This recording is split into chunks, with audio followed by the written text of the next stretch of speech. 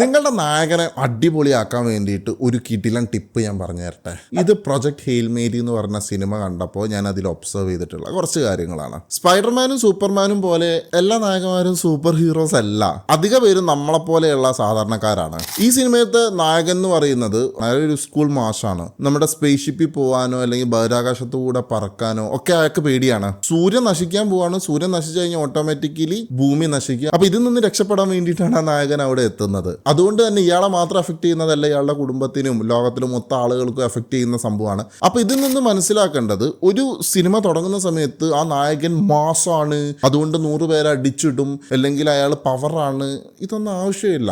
കറക്റ്റായിട്ടുള്ളൊരു story ലൈനും അതിന് കറക്റ്റായിട്ടുള്ളൊരു നീഡും അല്ലെങ്കിൽ ഒരു കോൺഫ്ലിക്റ്റും നല്ല രീതിയിൽ ഉണ്ടായി കഴിഞ്ഞാൽ തന്നെ ഒരു സിനിമനെ മുന്നോട്ട് നല്ല രീതിയിൽ കൊണ്ടുപോകാൻ പറ്റും. അപ്പോൾ അതിൻ്റെ ഏറ്റവും വലിയ ഉദാഹരണമാണ് സ്പേസ് ഷിപ്പിൽ പോയിട്ടുള്ള ഒരു സാധാരണക്കാരനായിട്ടുള്ള ഒരു മാഷ് എന്ന് പറയുന്ന ഈ കഥാപാത്രം. അതായത് ഞാനൊരു കാര്യം പറയട്ടെ, നിങ്ങൾ ഏത് സിനിമ എടുത്തു നോക്കിക്കോ, കുറച്ച് തോൽവിയായിട്ടുള്ള അല്ലെങ്കിൽ നമ്മളെപ്പോലെ സാധാരണക്കാരനായിട്ടുള്ള ഒരുപാട് കഥാപാത്രം, ഇപ്പം മഹേഷിന്റെ പ്രതികാരം എടുക്കുകയാണെങ്കിലും കുംബ്ലങ്ങി നൈറ്റ്സ് എടുക്കുകയാണെങ്കിലും ഇപ്പം ഈ സിനിമയിലൊക്കെ നമ്മളെപ്പോലെയുള്ള സാധാരണക്കാരുള്ള സിനിമകളാണ് അല്ലേ. അപ്പം ഈ സിനിമകളൊക്കെ എല്ലാം തികഞ്ഞവരല്ല അതിലെ നായകന്മാരൊന്നും. എല്ലാവർക്കും കുറവുകളും ലിമിറ്റേഷൻസും ഉണ്ട്. അങ്ങനത്തെ ആളുകൾ ഇഷ്ടപ്പെടുന്നുണ്ട്. അല്ലെങ്കിൽ നായകൻ കംപ്ലീറ്റ്ലി പെർഫെക്റ്റ് ആവണം എന്നില്ല. ഇപ്പം മുകുന്ദനെ അസോസിയേറ്റ് എന്തുകൊണ്ടാണ് വിജയിച്ചത്, മോളിവുഡ് ടൈംസ് എന്തുകൊണ്ടാണ് വിജയിച്ചത്, ആ രണ്ട് സിനിമയും ഒരു നാണയത്തിന്റെ 2 വശം എന്ന് വേണമെങ്കിൽ പറയാം അല്ല. ഇതിനൊക്കെയുള്ള ഒരു ക്യാരക്ടർ ബിൽഡ്, ആ കഥാപാത്രത്തിനൊക്കെ പ്രേക്ഷകർ ഇഷ്ടപ്പെടുന്നത് അവർക്ക് അതിൻ്റെതായിട്ടുള്ള ഒരു സാധനം ഉള്ളത് കൊണ്ടാണ്. ഈ ഒരു സംഭവം നിങ്ങളുടെ ഇതിലും കൊണ്ടുവന്നു കഴിഞ്ഞാൽ, അല്ലെങ്കിൽ കഥയിലും കൊണ്ടുവന്നു കഴിഞ്ഞാൽ നായകനും പവറാവും, സിനിമയും പവറാവും, എല്ലാ കാര്യങ്ങളും പവറാവും. അപ്പോൾ നിങ്ങൾക്ക് ഫിലിം മേക്കിംഗ്, സ്ക്രിപ്റ്റ് റൈറ്റിംഗ് പഠിക്കാൻ താല്പര്യം ഉണ്ടെന്നുണ്ടെങ്കിൽ